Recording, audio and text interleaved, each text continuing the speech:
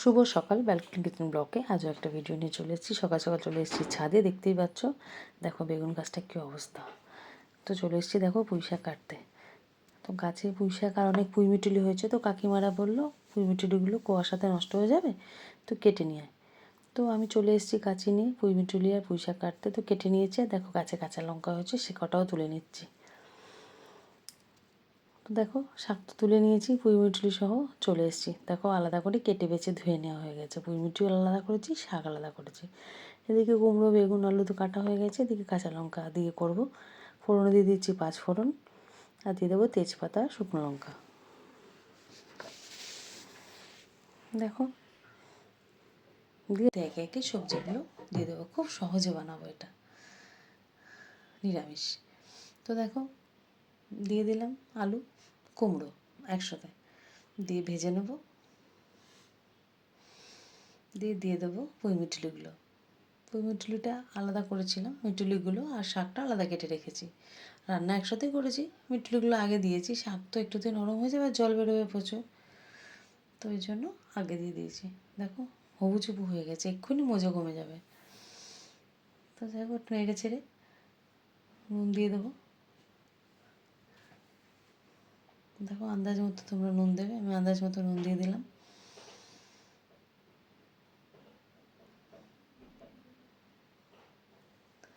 দিয়ে একটু নেড়ে নিচ্ছি।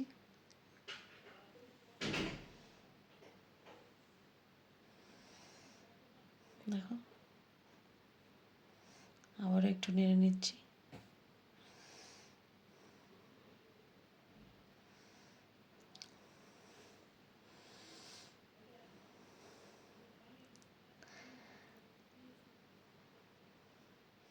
পুঁই শাকটা আমাদের বেশ ভালো হচ্ছে।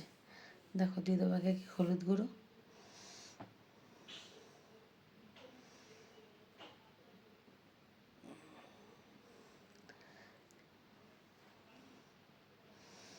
দু টেবিল চামচ হলুদ গুঁড়ো দেবো।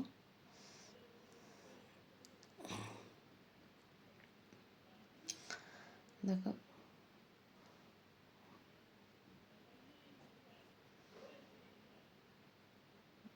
দিয়ে দেবো আদা বাটা 3 টেবিল চামচ, দিয়ে ভালো করে কষে নেব। কাঁচা লঙ্কাটা পরে দেবো, কেন বাচ্চাগুলো খাবে, তো তো ঝাল হয়ে যাবে, তো এখন শেষে কাঁচা লঙ্কা দেবো। ভালো করে কষে নেব, কষে বেগুনগুলো দেবো।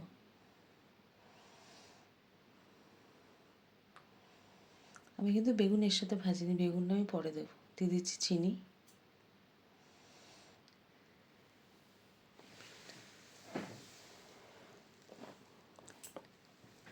দেখো দিয়ে দিচ্ছি বেগুনটা, দিয়ে আবারও নেড়ে নেব।